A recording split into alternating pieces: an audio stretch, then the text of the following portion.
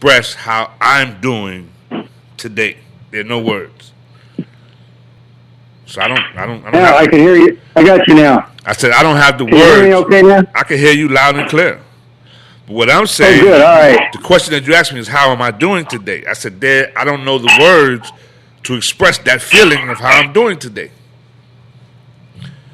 Boy, I tell you what, it sounds like you're in a big cave or something. I can hardly understand what you're saying. Oh, you can't under Must be the speakerphone or something. Hard to hear you. it's hard. I can hear you loud and clear. Okay, well that's good. So you At can't. least you can hear me. I can hear you. You can't hear me. Is he trying to hear himself on the computer at the same time? Are you listening on the computer or are you listening through the phone? I'm listening through the phone. Okay. Yeah. He sound nice Yeah. and clear right then. He heard you. I can hear you. Okay. Yeah, I hear you loud and clear. Great, wonderful. Okay. So I know the name of your other show. Are you on the air? Yes, we're on the air right now. Okay, well, great. We're on the air. I know the name of your other show is Watching Your Hand. What do you call this show? What's in your hand? What's in your hand will travel. Will travel. Yeah. What's in your hand? Yeah, same thing. Yeah. What's in Oh, it is, your okay. hand? Yeah. And this is on GHCR in New York City. Is that correct? Yes. Yes. And of course, it's live on our YouTube channel at just type in live at Grant. I'm hearing all kind of noise in the background. I'm not sure what's happening here. You can repeat. But you can hear me okay, huh? Yeah, I can hear you loud and clear. That was just my engineer saying that you could also catch us on YouTube. What's the channel again, Doug? Live at Grant. Live at Grant. Right. Live at AT. At at Grant. Live at Grant. And that's the name of the stream. It's on live right now. Yeah, so we're live. I see. Yeah, we're live streaming right now on YouTube right now as we speak. On YouTube right now. Right now as we Great. speak. As we speak right now. Okay, so what would a person go to on YouTube to find it? Say it again, Grant? Live at Grant. Grant, like General Grant. Live At Grant. Grant. Live at, got it. Live at Grant. Yes. Beautiful. Yes. Okay. Right. And you will see me sitting in the studio. Yeah, it's really muffled, but I'm trying to pick up what you're saying. I'm getting about every other word or so, but nonetheless. Yeah. I can hear you loud and clear. Okay, great. Wonderful. Are you on the speakerphone? No, I'm not. Okay. You must be, right? No, I'm on the microphone. I'm speaking to you through the microphone. The microphone, okay. Yeah. I don't know why it's so muffled, but that's okay now. I'm getting a little better now. I'm hearing you a little better. Yeah. Right. Yeah.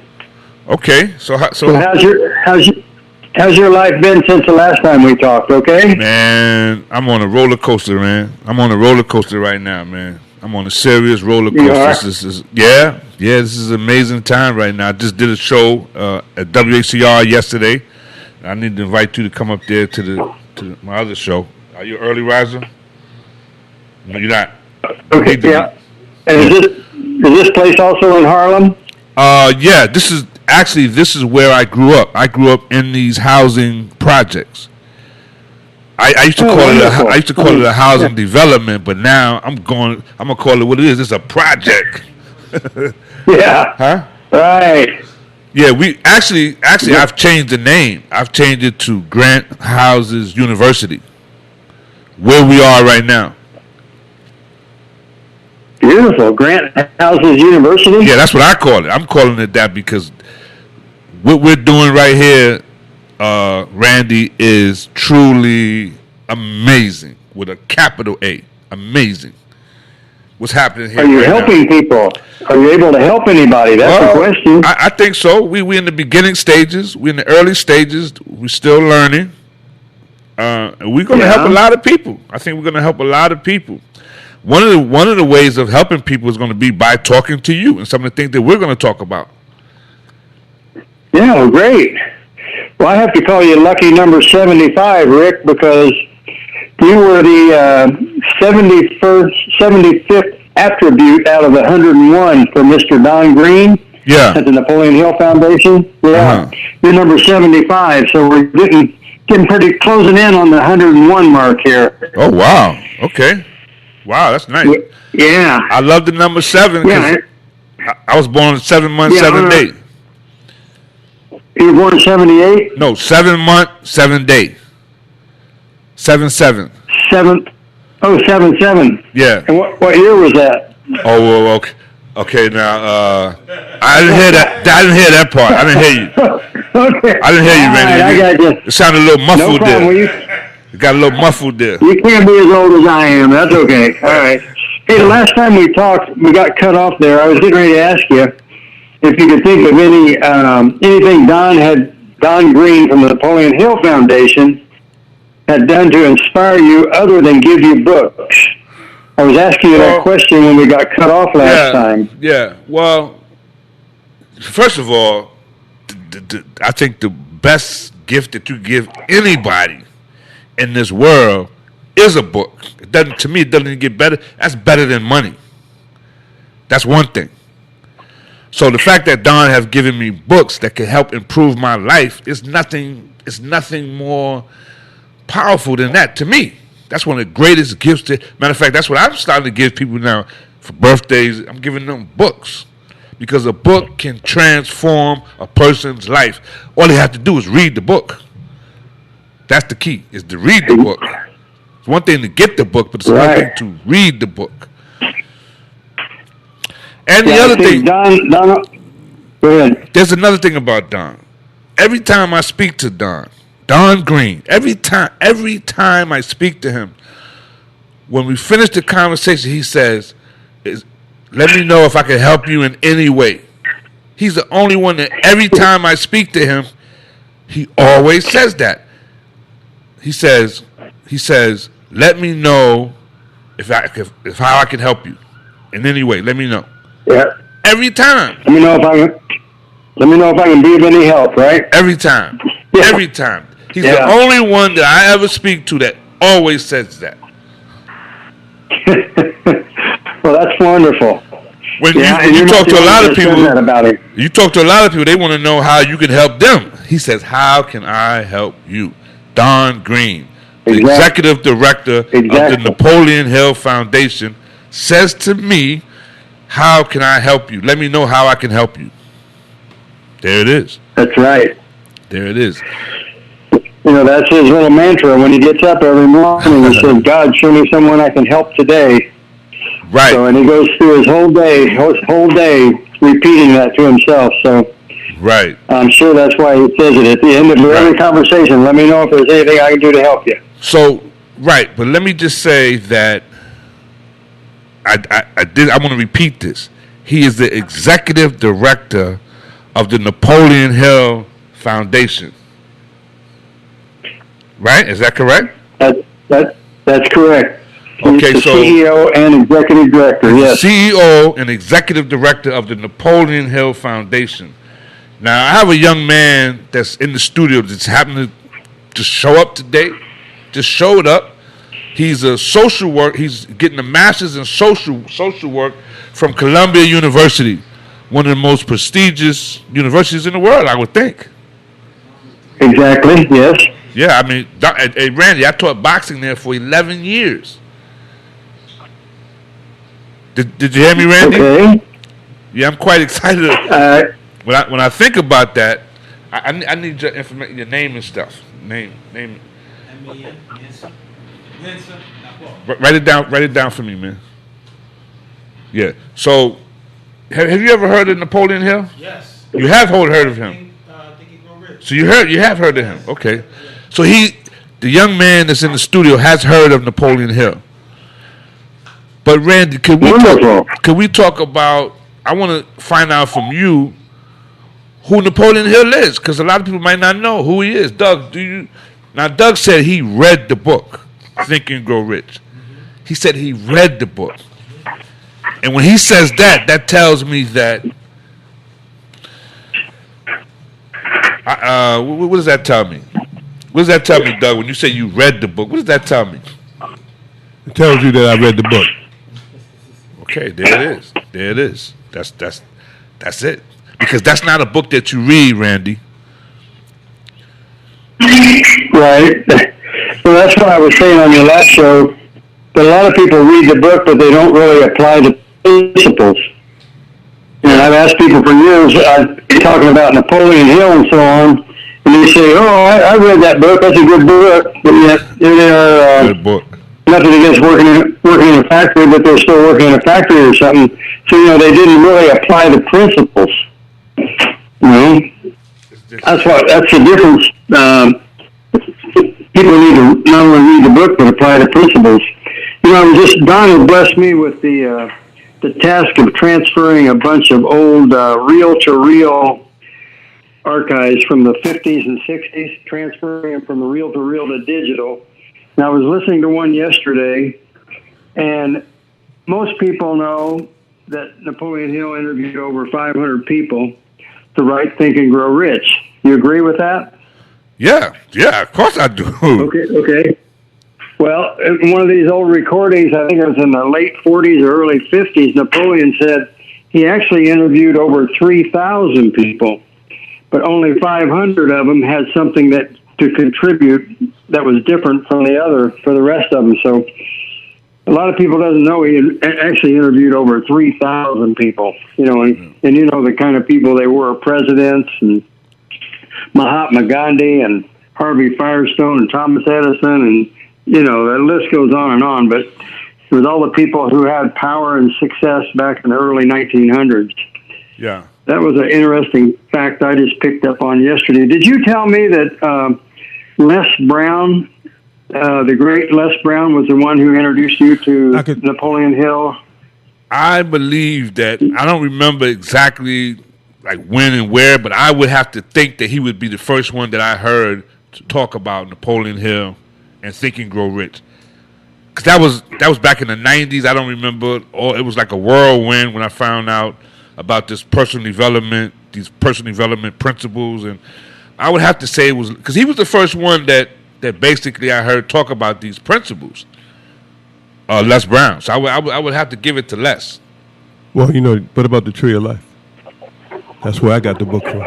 Yeah, see, when the Tree of Life, there was a bookstore, Randy, in Harlem called the Tree of Life. That's where I got it. And they had a lot of books on knowledge and different things. I was a little boy when that bookstore was open. Yeah, I remember going in there as a little boy. My family weren't like big readers, so I went in there a few times when I was a little boy. So I don't remember the store clearly. I was a little boy at that time. Well, that's where I got the Tree of Life. I walked in there and that book was calling me. Yeah, that's a nice name for a bookstore, Randy. Tree of Life. And the book was calling my name. Tree of Life. That's beautiful. Good name. Yes. Yeah, that was a great name.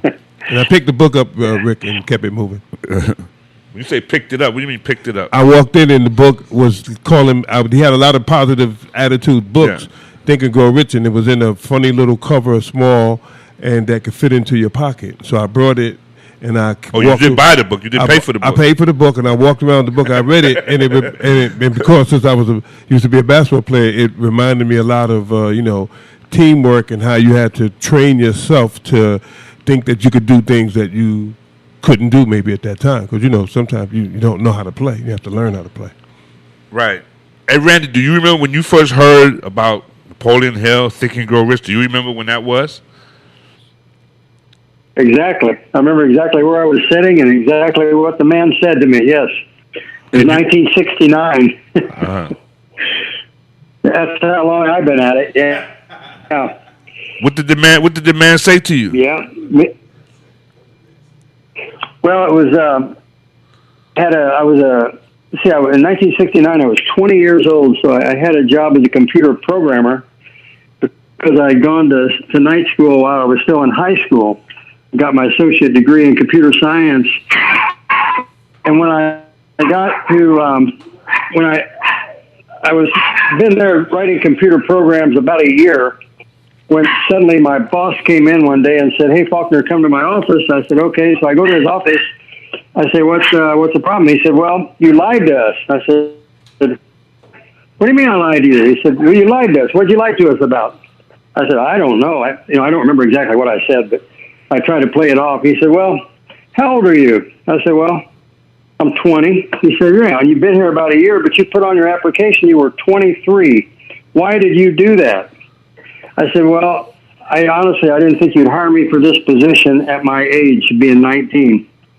He said, "You know what? I like that answer. Go on back to your office and go back to work." So a little later, he came by and said, "Buckner, you seem like you're full of, I'll use the word pep. You seem like you're full of pep and vinegar. Have you ever heard of Think and Grow Rich?" I said, "No, I haven't." He said, "Well, I'll bring it in for you tomorrow." So he did, and I read it, and I said, "Okay, I'll do what it says." I did exactly what it said. I made my paragraph. I put it in my subconscious mind every night. I started visualizing, and within 1 year, I had a brand new Jaguar and a brand new '69 Nova Super Sport sitting in my driveway that were paid for in full within 1 year. And I said to myself one day, I said, "This is like magic."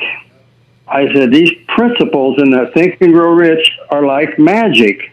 Right. And that's why I started a little company called Do You Believe in Magic? And I had a little flip chart, had these two cars, and I went around kind of being a motivational speaker back then. I didn't do it very long, but I didn't like it. But nonetheless, I was preaching Napoleon Hill in the early 70s. So I've been at it for a while. Right. So, did that answer your question? It did answer my question. So that leads to the next question statement, Randy, is Randy, ladies and gentlemen, I'm talking to Randy Faulkner here at WGHCR.NYC here in New York City and Harlem.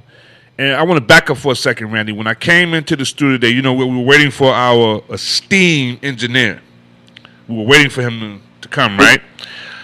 When I came in, he says, "I want to play something for you, and you let me know what becomes present for you when you watch this piece."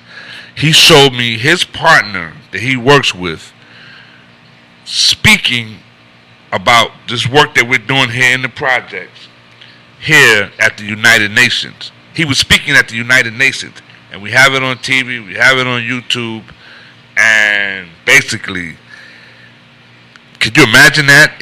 The partner of my engineer here. That's incredible. Yeah. Yeah. This happened on Friday. Friday? Yeah, Yes, the 31st. The 31st of all days, the 31st. He was speaking at the United Nations talking about the work that we're doing here at this housing project with this digital divide, with this internet and radio program and all the stuff that they're doing. He talked about that at the United Nations, Randy. What becomes present for you when I say that to you? That's incredible. Incredible. Yeah. What exactly was the subject at the United Nations? I didn't get that. What was the subject? Smart cities, smart solutions. Smart city. Smart cities and sustainable solutions. Sustainable solutions, having a digital divide, having free internet service throughout the. I see. Yeah, for the urban communities. I see. Yeah. So. Interesting. Yeah. What do you say? That's incredible. Right. I applaud your guest there. I applaud him for what he accomplished there. Yeah. Well, they built this streaming radio station here at the projects in Grand Houses in Harlem. That's beautiful. So the housing project is called Grant. So I'm calling it Grant University because we're here learning, we're here getting knowledge and information. Yeah. So now, how did you meet Don Green, who is now the executive director of the Napoleon Hill Foundation? Well, as I said a minute ago, I guess it'll lead right back into it. When I had the little company about Do You Believe in Magic, because these principles are magic, and you can actually use them for anything. You don't have to use them just to make money with. You can use them for anything you want. I mean, it's not always all about money. It's just about your life. And so I had the thought that I could do what Napoleon did, and I could go to successful musicians and artists of any kind and interview them and take what they tell me and merge it with what Napoleon Hill said, use his principles, and therefore a person that would read my book will have a 1,000 times greater chance of becoming successful than someone who doesn't read it in the same given field. So I set out searching for my Andrew Carnegie. As you know, Andrew Carnegie is the one that gave Napoleon Hill letters of introduction to go see Henry Ford and Thomas Edison and so forth. I was looking for my Andrew Carnegie, and so I started with Chet Atkins, who's he was worked with RCA down in Nashville at the time, and he's a respected guitar player and country player, jazz player, rock player. He did it all, and Chet was very well connected. So I started with him with talking to him about Napoleon Hill, and it took a while to break through. And then as we were working along and getting closer for him to help me and give me letters of introduction, he suddenly got sick, and within 4 months he was passed away. So then I moved on to right up there in your neck of the woods at 51st and Broadway, where I spent 4.5 years off and on working with Les Paul, who played a little jazz club there called the Iridium Jazz Club. He played 2 shows there every Monday night. And Les was a little bit older than Chet and a whole lot more stubborn. And so when I started explaining it to him, he didn't quite get it. He didn't really want to have anything to do with it. But, I learned from Napoleon to be persistent. So I kept going month after month. We lived in Sedona, Arizona, and we'd go up to New York and be up there on a Monday night and start talking to him, and went through a couple of his attorneys, and we were getting real close. And he finally said, "I have a better idea." I said, "What's that?" He said, "Well, why don't you just sit here on Monday nights? You see the people who come through here to play with me. Why don't you just sit here? I'll introduce you to them. If they want to talk to you, fine. If they don't, that's all I can do." So I work with Les up there as my Andrew Carnegie, off and on, like I said. And so with that, and then it took me 20 years, actually. That was back in the 90s. And I finished this book last year, and so about a year before I had it done, I contacted Napoleon Hill Foundation because I had so much of Napoleon's word-for-word input that I knew I would be sued for plagiarism. Okay, some of the stuff he says is so bold, and it can't. I try to change it around, but then it loses its meaning. So that's when I contacted Napoleon Hill Foundation, and like many people say, I called them up, and who answered the phone? None other than Don Green himself. And I started explaining it to him, and he said, "No, we've got so many books, on and on and on." And so there again, me practicing persistence, I would call him every 2 or 3 months and explain a little more about it. And he said, "Well, we've got all kind of people writing stuff." I said, "Yeah, but how many of them took 20 years of their life, or, over a 20-year period of their life, I should say, and interviewed people and put it into one book?" He said, "Well, we haven't had anybody do that." And I said, "Well, I did." So he said, "Well, okay, well, come back here and see me." So I did. I went back and saw him, and I became so attached to him and his personality and his philosophy and the way he goes about life, that's why I started this second book, which is 101 attributes about 101 attributes you probably did not know about our esteemed friend, Mr. Don M. Green. And that's what led me to meeting you, Rick. So it all kind of flows together here.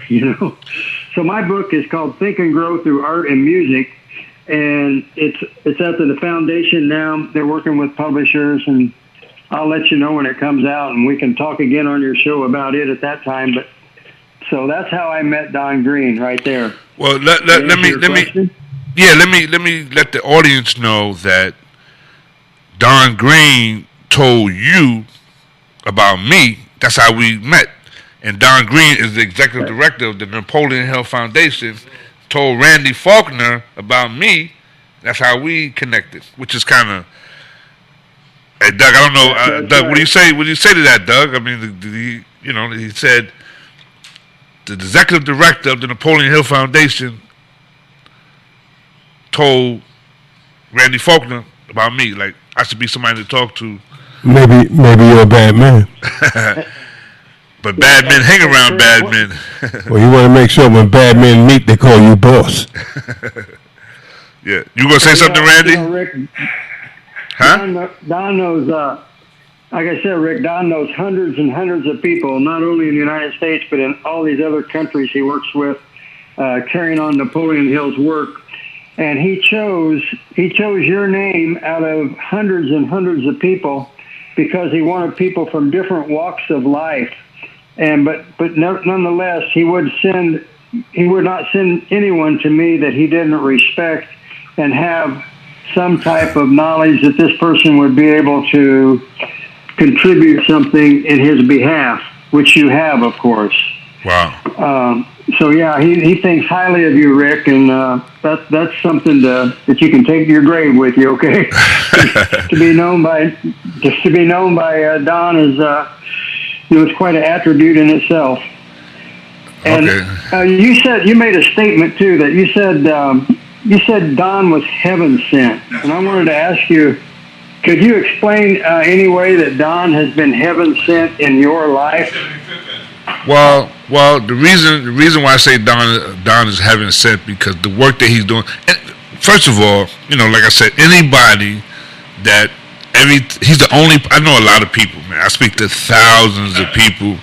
Having this radio program, I've done over 900 radio shows, and only one person has ever said to me every time I speak to them, "Is there any way I could help you?"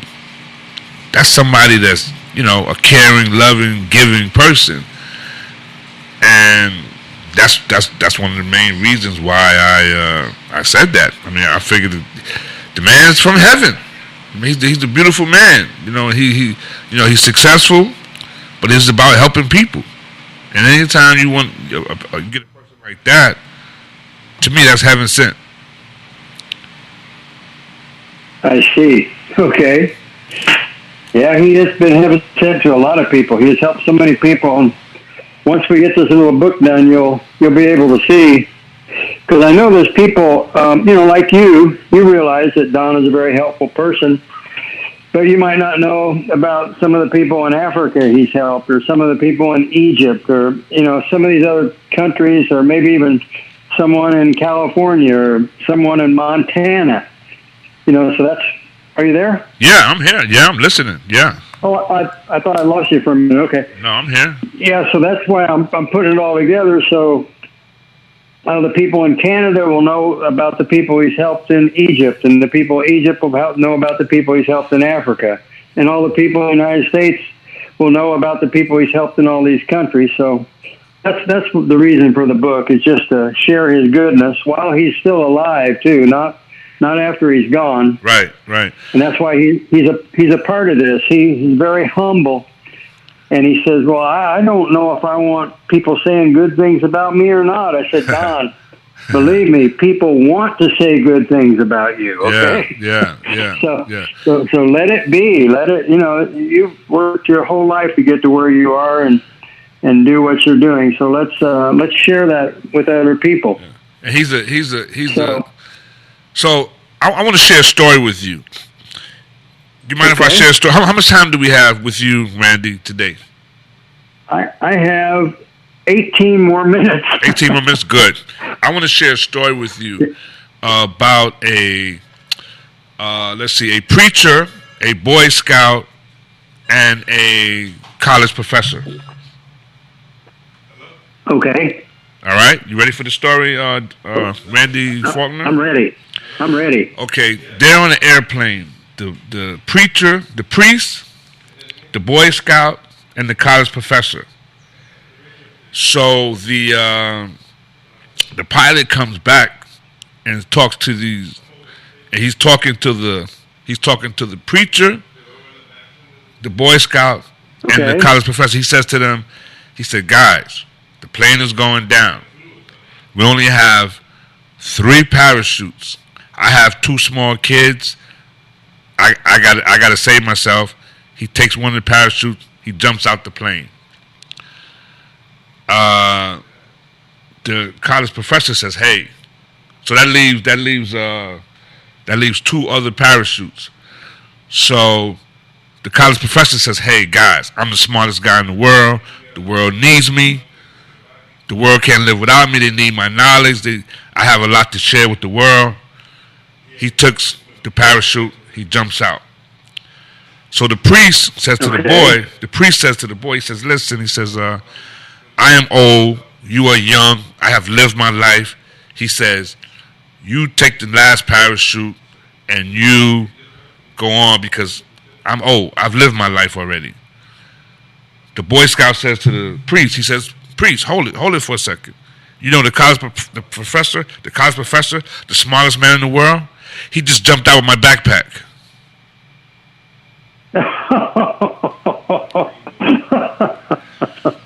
Okay. Oh, it's a good one, Rick. I like it. So, Randy, what did you get from that story? What? What did you get from that story? The smartest man in the world says the world needs him, was thinking about himself. What did you get from that story, Randy? Well, that's basically what I'm getting. He was only thinking about himself, and therefore he ended up losing his life. Yeah. What do you get, Rick? Well, I'm going to ask Mensa. Mensa, what did you get from that story? I would say the same thing. Can you, Doc, can you cut Mensa's mic on?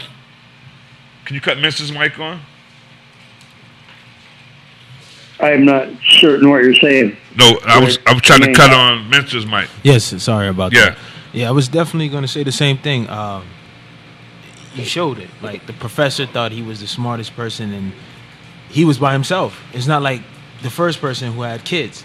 He was by himself, and he said all these great things about himself, but he wasn't that so great because whatever we want to call it, something had a different outcome from him. Yeah. For him. Yeah. So that, that's a story that I remembered, Randy, and I thought it was very important to share that because a lot of people think about themselves, and that takes us right back to Don Green. He's a very selfless person. Would you agree? Exactly, I agree 100%. I see exactly why. I see the correlation here, without a doubt. Yeah, Don. Go ahead. I have another question for you here before I run out of time. Yeah. I was curious. Do you use any of Napoleon Hill's principles when you train boxers? You're a boxing trainer, correct? Yes, I am. Boxing trainer, teacher, yeah. Right. Do you use any of Napoleon Hill's principles when you're teaching these boxers? I would have to think about that. That's something I would really have to think about. I don't consciously say, "Oh, I want to apply one of these principles." Maybe that's something I need to do. That's something I might need to do. But I need to take a look at that. I might be doing it, but it's totally unconsciously. Yeah, you probably are. You probably are. You're right. I kept thinking about if I was training boxers, which one of the principles would stick out quite a bit, and I was thinking about persistence. Yeah, because they need to have persistence in their training, and they need to visualize winning. And some of his principles, his basic everyday principles that we use in our life, they could also use in theirs to help them become a better boxer. Just like my students, people with music. That's what I was using it for. Artists, whether it's graphic art or painting or whatever it is, they use his principles to become a better artist. You know, they especially as a musician. You know, because become a professional musician is not easy. There's so many people out there want to do it. You have to be persistent. You have to practice.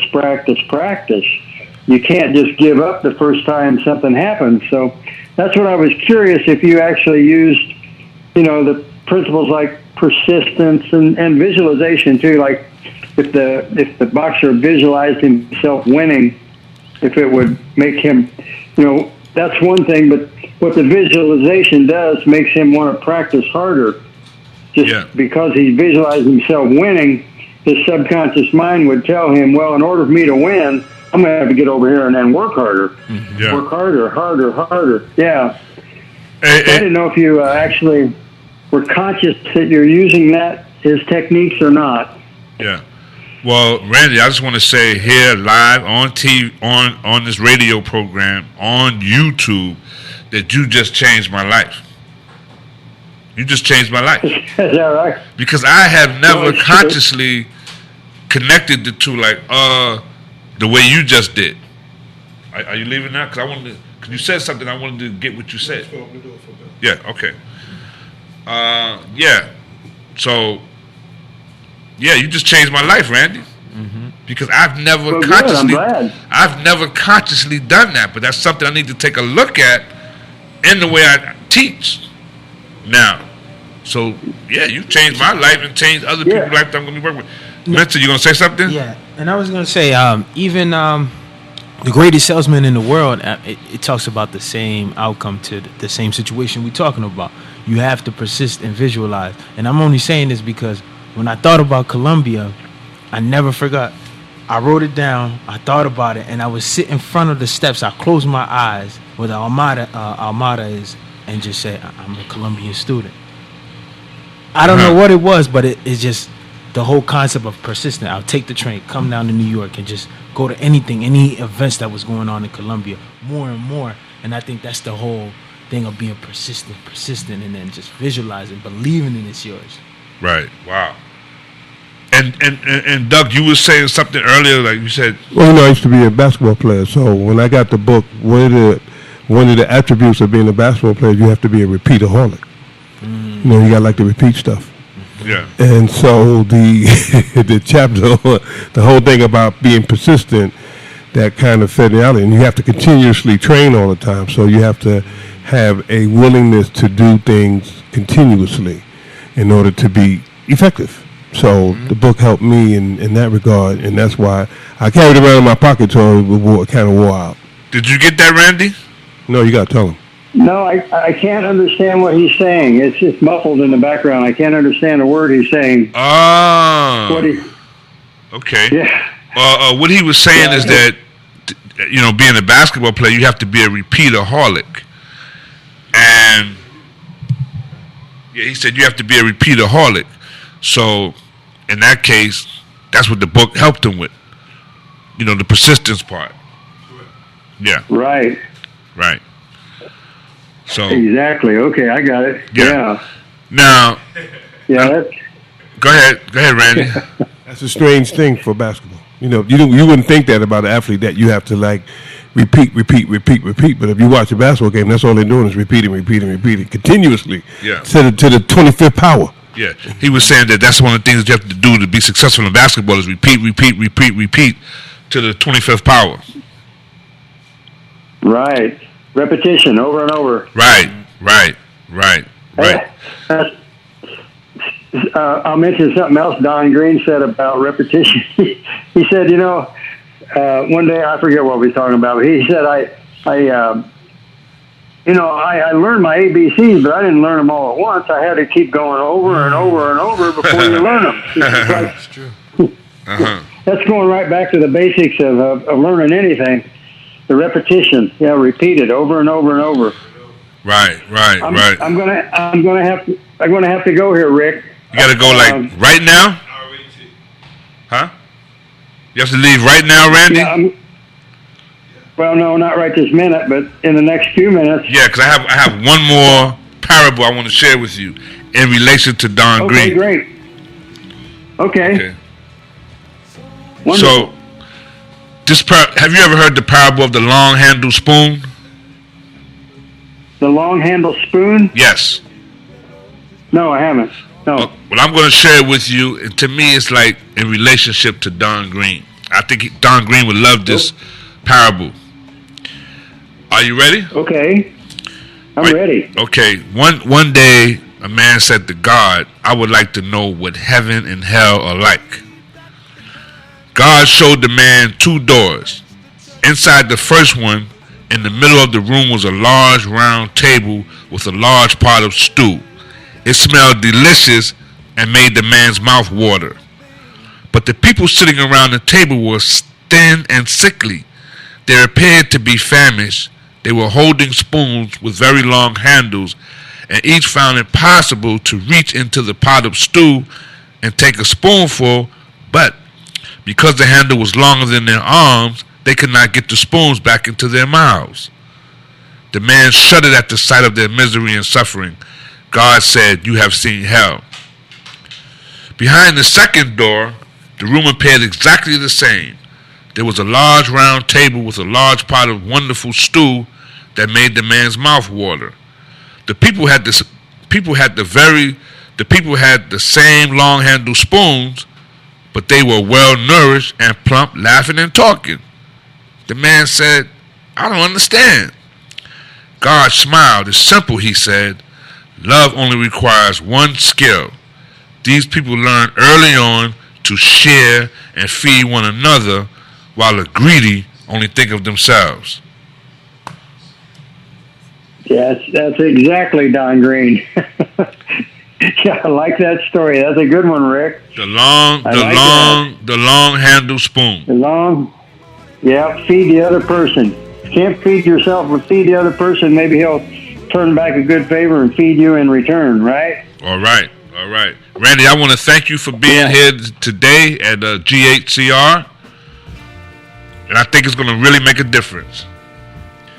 I appreciate it. I want to say one more thing about persistence. I was thinking about yesterday when I was running. I thought I was thinking about the word persistence.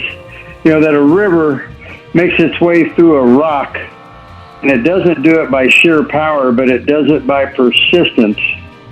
So that could go a long way in helping your boxers as well.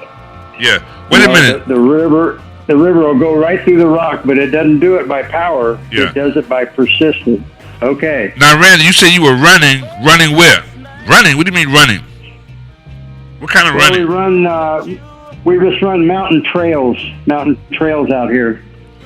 And yesterday was a real long one. Yeah, well, not real long one, only 16 miles, but it's a good run. Excuse me, you are running on mountain trails, man? Yeah, that's what we run on out here. We run on mountain trails, you know all what? up and down the hills and through the desert. So, well, you know what? It's just what we do. I think when this interview is, I'm gonna have to go out there and start running on the mountains and the stairs, and I gotta start running. If Randy Faulkner's running, I should be running too. Yeah, right. There you go. Yeah, I won't brag about myself, but in 2015, I ran 26 marathons in 26 weeks. I ran one every Friday. Wow. 26 weeks in a row. Wow. And then I ran, the next week I ran 31 miles, and then I ran 35, and then I ran 38, and then I ran 40, then I ran 44, and that's about as far as I ever got toward my 50 goal. But I haven't given up on the 50 goal. I'm still going to do that. My whole goal in life is to run a marathon at age 100, so that's where I'm headed. All right. Okay. So you can get up there and run up and down the Empire State Building. There you go. Now, Randy, what would happen if we was able to share these Napoleon Hill principles throughout this project to different people? What would happen in this project? What do you think would happen in Grant Houses? That project would no longer be called a project. It'd be called the Grant Estates. The Grant Estates. Wow. Grant Estates. It would no longer be called the project. It'd be called the Estates. they would clean that place up, and it would just go. It would be a high class neighborhood. Wow. You can do it, Rick. You can do it. You can make the difference. All right. Well, Okay. you can't do anything without a team. So I got my team That's here. right. Yep. You got to have your team. All right. Got to have the mastermind together. All right. Okay. Thank you, Randy. I appreciate you, Thank man. you. I'll be in touch. Yep. Thanks for having me. I appreciate it, and all your listeners. Thanks for listening to me. All right. I appreciate it. And have a beautiful weekend. All right. You Bye-bye. too now. Talk to you soon. All right. Thank you. Okay, Rick, what do you think? I thought it was great. You know, it kind of opened the door. It opened the door. So, you know, we got the door open. Let people know that this is available. If they're willing to come through the door, it's gonna happen. Oh, they gonna, you know, remember we got DJ Blast in the house. Yeah. I mean, And MC Mason. so Just saying. what time is it? I don't know. You don't know what time it Yeah, is? time people stop, you know, 1641. jiggly jaggling with people. 16. It's 4:41. So He said 1641, bro. would you like to? 1641. Do we have time to do another interview? Well, you know, we got DJ Blast coming up for sure. What time is he coming up? Top of the hour, 5 o'clock. Oh, okay. So we don't have time for another one. All right. Oh, you got 15 minutes if you want to interview somebody for 15 minutes. No. This is not a 15-minute interview because the person I was going to bring on is going to talk about putting some money in our pockets. Okay. And do we need some cash? Do we need some You money? know, I don't know. Depends on what we got to do for it. I've been around. It I've depends. been around. I'm just It saying. depends on what we got to Okay. do for it. I've been around, man. You know, I've been in the big house. Can- I know what it is. I know. I've heard somebody say that, and I looked around. I was in the big house. Well, can you? Well, let me just say this. I'm just saying that may be an obscure. Let me see. So the next question is, can you dance? No. You can't dance. I would always say no. You a basketball player that Well, can't dance. okay, if you're talking about in the basketball way, I would say probably yes. I just said, can you dance? I mean, Peg Leg Banks can I thought you were dance. talking about if you talking about basketball, you know that means can you get past people? Yeah. You get past people. That would be in David dance me. Can you play in track? Can Yeah. you play and score in traffic? I could do that. I used to do So, that. Which is pretty hard to do. okay. You gotta be All right. able- I was gonna say something, but I'm that's just saying not. you got to be able to score in traffic. If you Radio want to be a pain in the, if you want to be a pain in the, you know what, on the basketball court, you got to be able to score in traffic. So I have to save my guest for another time because he's anxious. He's ready to come on and share these principles of how we could put some money, Okay. additional money in our Well, pocket, you know, I mean, you know, without doing something that's gonna put us in the big house. I'm Big just, house, little house. I'm just saying, you were just asking me a question. You know, we can't go by my personal experience.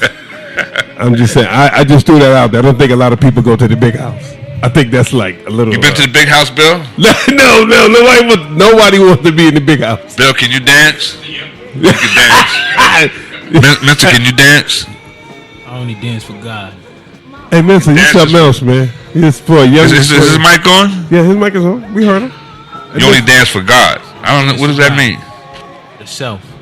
For self. Oh, and so yeah, What- you can put the mic a little closer to your mouth, man. what- Yeah, you're a Can you elaborate on that? Yeah, I only dance for myself. I don't dance for other people. I like It that. doesn't. Man. You never know what comes with it. Like Big Boss Man said. Well, if you had a party That's different. and that's different. I'm dancing. If the lady come over and ask me to dance with, I'm doing that every time.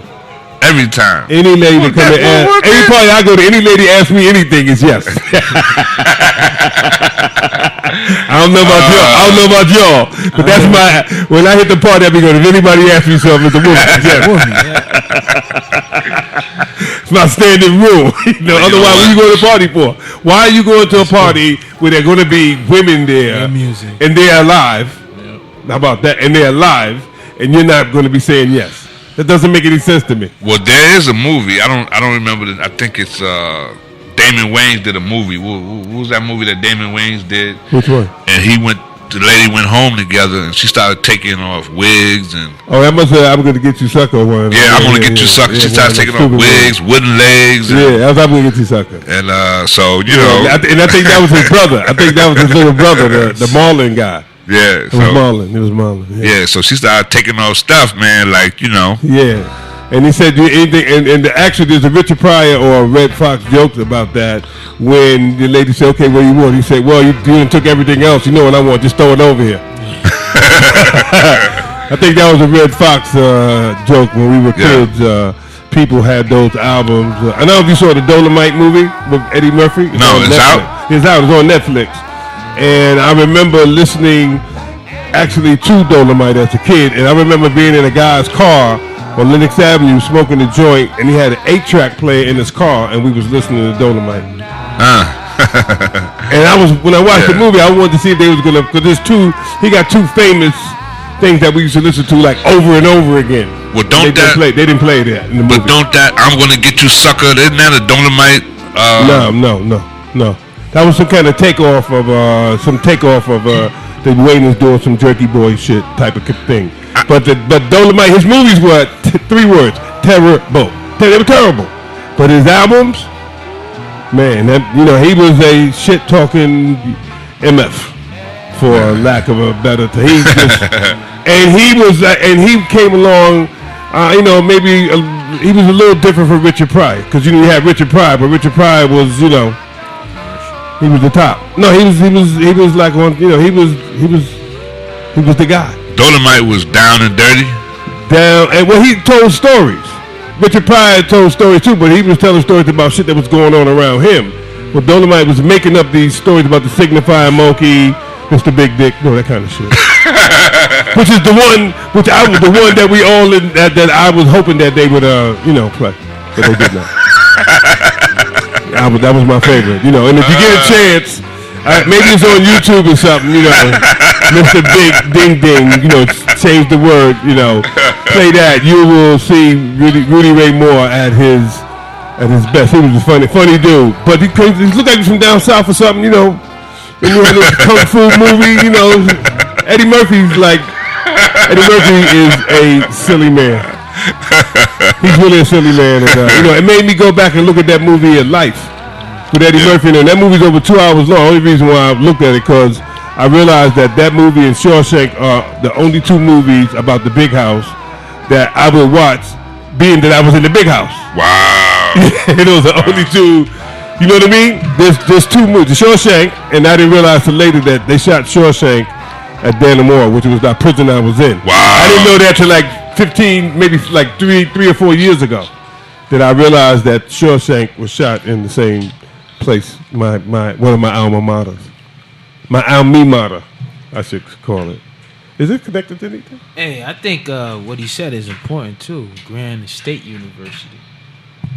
Oh yeah, that was fly, man. Speaking to existence. Yeah. Fly, this is kind of you didn't hear what you didn't hear, Mansa, is that my partner Stu. I don't know if you met him. Mm-hmm. Stu Reed was down at the UN, and he gave a speech. It was only like 4 or 5 minutes long, right? We say, Rick. I was in a trance, man. I don't know how long it was. Play that shit, I was in a trance. Yeah, I'm gonna play it. Fuck it, man. Yeah. I was in a trance. He's at the UN. You said that. You need to see this. And he's talking about. You need to see this. He's at the UN and he's talking about us. The stuff that we're doing. With the stuff that we're doing here. Your life is gonna change. At Grand House. When you see this. What do you mean your life is gonna change? What I mean? Yeah. Play it and then you'll see what I mean. Kinda like we got enough time. It's only for like a couple of minutes. DJ Blast. Yes, sir. So, you don't have to get... University project. Okay. And also another hash that he has. There you go. Member of the Board of Directors of the Internet Society New York chapter. So we're going to play it again. Stu, can you tell us a bit more about Digital Divide Partners and this an exciting initiative that you're working on, Smart Community Initiative?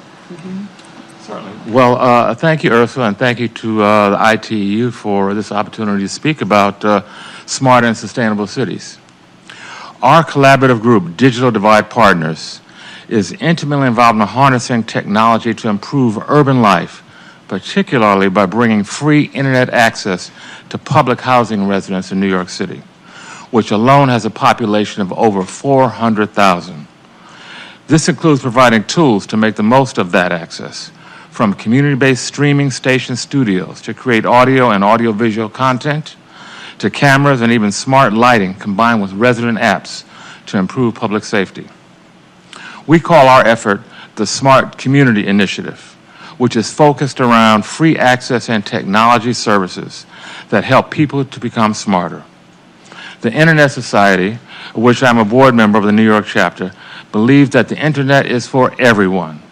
People should not have to pay anything, we believe, to access municipal and healthcare services, nor should there only be one way of providing service to our urban communities. The Smart Community Initiative recently launched the Grant Houses Community Radio Station at ghcr.nyc, which is a community-controlled streaming station that is programmed by and for local residents in this West Harlem community. ghcr.nyc is a platform that enables residents to tell their own stories, control the narrative of their lives, something that is woefully lacking in the media landscape we have today, where basically we have no voice and the media is relentlessly focused on the negative and sensationalistic aspects of public housing. The Smart Community Initiative is also operating a streaming station at James Weldon Johnson Houses in East Harlem. Its foundational program, The Wisdom Table, launched 3 years ago, is a weekly roundtable conversation with community elders that focuses on family issues, healthy eating, home remedies, healthcare, the criminal justice system, and other topics of interest to the resident host producers. Take a look at jwjcr.nyc or search YouTube for The Wisdom Table. Have a look at what we're doing there. In addition to streaming over the internet, both of these community radio stations are broadcasting 24/7 around their respective residential campuses, utilizing low-power FM under FCC Part 15 rules. This is important in that the FM radio ties into the emergency preparedness and mitigation services provided by the WHCR emergency broadcast team. This is another community-controlled information service provided under the Smart Community Initiative that provides emergency information both over the internet at whcrebt.org as well as over 95.9 FM. The Smart Community Initiative also includes remote sensors and video monitoring services of public facilities and spaces available to all residents within the service communities. Community feedback has been overwhelmingly positive, with reported increases in quality of life, information and resource availability, and enhanced safety. When services and applications are developed collaboratively from the ground up and provided free, that's FREE, of charge, everyone wins. Can you tell us a little, I mean, this is super exciting. What could be done to expand and sustain this exciting initiative to reach more people? Thank you for asking. There are a lot of challenges. One of the fundamental challenges to expanding the Smart Community Initiative is the pervasive structural income inequality in many of our urban communities, particularly here in New York City. The City of New York spends $17 billion every year purchasing goods and services, and in fact is the largest such purchaser of services in the city. And yet, in a city that is 70% non-white, less than 10% of that municipal spending is with so-called minorities, which according to the city includes white women as well as people of color. We believe this has to change. As I noted earlier in my remarks, the City of New York public housing contains 400,000 people. This is a population the size of the city of Boston or the entire state of Vermont. And it has an unemployment rate of over 50%.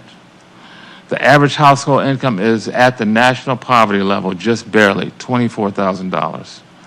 And perhaps not surprisingly, it is estimated that 50% of this population does not have internet access at home. This digital divide in the nation's largest and most sophisticated city is appalling.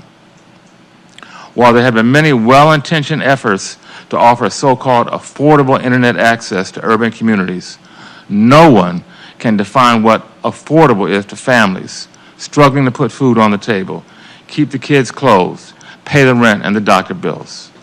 As I have stated earlier, free is the only answer to what is affordable for this under-resourced community.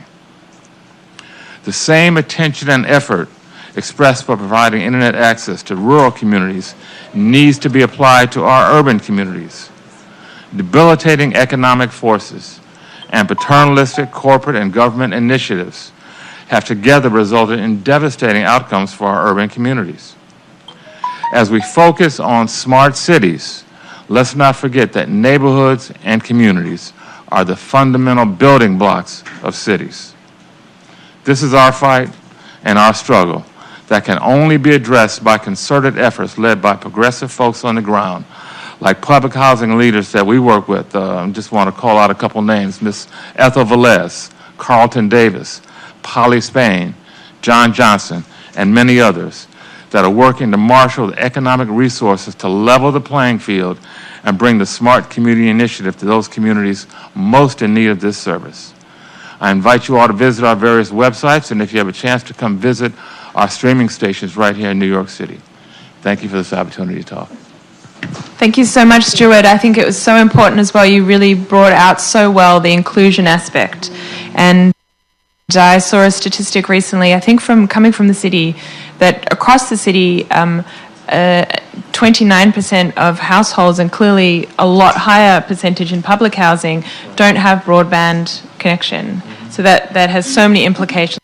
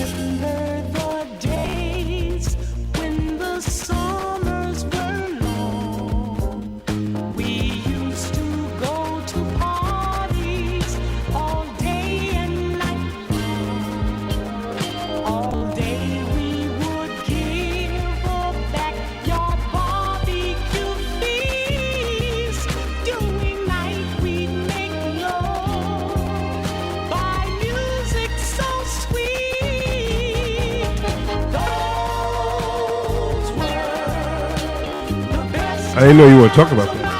Go ahead, man. Sorry. Can I hear me? Okay, all right. Damn Skippy. Yeah. No, it's not right. And tell you the truth, it's downright despicable because it is. Well, first of all, nobody has been hearing me. I was on my soapbox there, man, for like 5 seconds. Yeah. Nobody can hear me. Yeah. They didn't need to hear none of that shit. That was some wild shit. That was a little bit wild. I'm just saying. But I'm thinking that maybe we should. Maybe somebody should take a look at the who's in charge of what's going on with the money that the city gets to spend. I'm thinking that should be a place where there should be loads and loads of creativity. Don't you think, Master? I don't think that they should be practicing the kind of paternalism that they practice. They come up with these stupid ideas like, we can't pay everybody because the job is too big. Break the shit down. What the fuck are you talking about? Oh, we can't give you a big contract because, you got to spend money and pay people earlier. They make up all these stories of why they can't do it. And people be going down there asking them, like, oh, could you please? I'm like going, what the F are they talking about? It's not their fucking money, man. The money belongs to everybody. Why is one group of people benefiting from everything?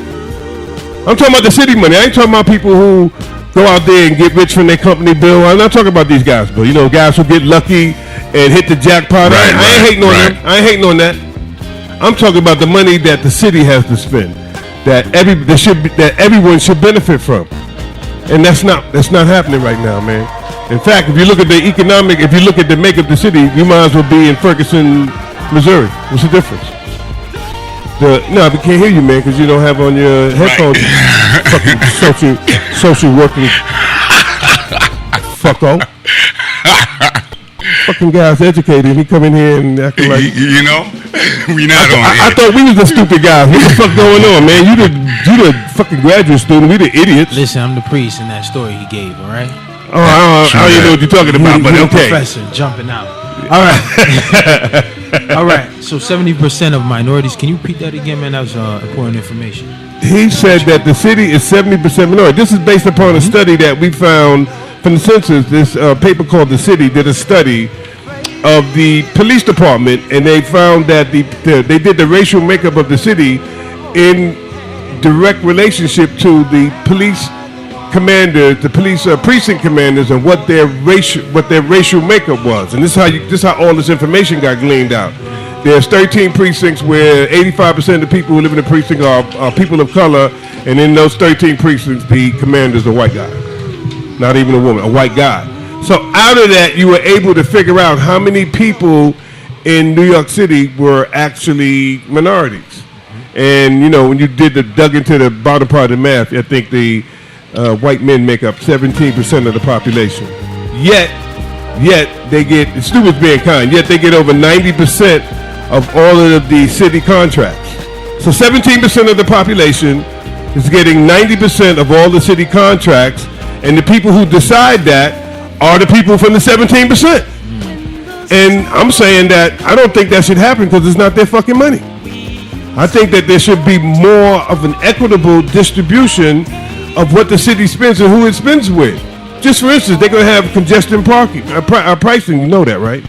So guess where the company's from that they picked to come up with the technology to give a $500 million contract? Tennessee. They pick a company from Tennessee to come to New York City with all of these people here who don't have nothing, and they can't find a way to spend none of the money with people who live here at all, and particularly if you're not a white guy. And that's what the numbers say. And I think that it's equal to some sort of economic apartheid. I don't know. I have no idea, and I do not really care for the stupid question of why. Like, people ask you stupid questions like, why you think they doing it? I don't give a shit. I don't know why. I don't know why. The only thing that I know is that I know that nobody can argue with is that they're doing it because they can. Nobody can argue with that, Bill. I'm sorry, Bill. That's true. I'm sorry, Bill. You know what I mean? But why they think they can? Maybe it's cultural. Maybe they think that, if you look around in our culture, the country, who are the ones that run all of this? It's always the same group of people. And I don't think you're going to have a well-rounded democracy without teamwork. And I think what we're looking at now is a lack of teamwork. That's what I think. I could be wrong. I don't know, Bill. Maybe I'm wrong. I don't know. I mean, the lack of teamwork is based on look at this Senate Republicans. Hey, you ain't playing no music in the background? Oh yeah. Yeah, well, I'm playing my stuff. Okay, yeah. Now we should be talking. We playing your stuff. Yeah, right. But basically, Republicans. Okay, so first of all, Doctor, we got two people here. We got the social worky boy, the Manza guy. He's here, and Dr. Esther. We're gonna call her Dr. Esther because we don't want to give up her last name and tell her nothing. So you should swing that mic around, that one here, and you take that one and whip it over. Whip it over. No, not that one, man. That's his shit. No, the one in the middle. You went, damn, you go to grad school. Come on, the one in the middle. The one in the middle. That one, take it. Pull it up. Pull it up. Go ahead, man. Help him, Rick. Help him out, Rick. There you go. Actually, that ain't working. That is working. That's not working. Okay, swing it around. Get that. Okay. Hey, don't listen. What are you listening to me for? Right. Oh, y'all shouldn't be listening to I'm me. supposed to listen to my elders, but Yeah, don't listen. Hey, listen. Don't listen to me. Listen to Bill. He's the tech. Somebody got to get a headphone. There you go, Bill. Oh yeah. How you doing? Yeah. got some papers to write though. And you got to go back to what you were saying before. I told you I need to hear 2-3 times. So 17 billion every month is being spent. No, man. 12 months. No, the city is the largest purchaser. Oh yeah, go ahead. I'm sorry, man. I'm the old school. I'm in this music like. Okay. Oh.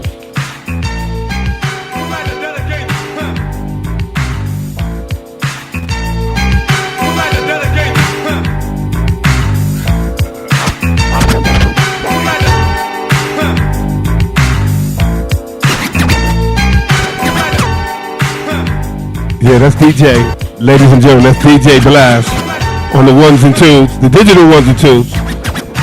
And the doc just walked in. She just rolled in here. Got her wah. And now, so, hey doc, I'm glad you're here because we were just watching and listening to Stu Reed at the UN talking about Grant. Did you see it? Put in your headphones, we can't hear you. What's up with that, man? What's up with that, man? What kind of sign language? Use the sign language over there. Hey, Doc, did you see Stu Reed? Put your microphone, we can hear you. No, we can't hear you. Yes, I did. Pull the microphone a little closer. Yeah, go ahead, now. Go ahead. Yeah, I saw it. Okay. I saw him. I wrote him. Huh? In fact, I wrote him some notes. Oh, you sent us some instructions? So Rick saw it. Do you have any? What were your? What? Because no, we just watched it. What was your comments to Stewie? Okay, I will read them to you. Okay. Yeah, we dancing all night. We was just talking about that before, huh? All night long, play DJ. Yes, boy, you got DJ Bill Play on the ones and twos. In the entire world. Oh! And all the ladies sang along, huh? But I need that 17%. You got We getting ready to get Black too because Ethel, the doc. We got the doctor. Esther. Excuse me, Esther, Dr. Esther. Dr. Esther, I'm saying that, I'm sorry. Because, we have much respect for you.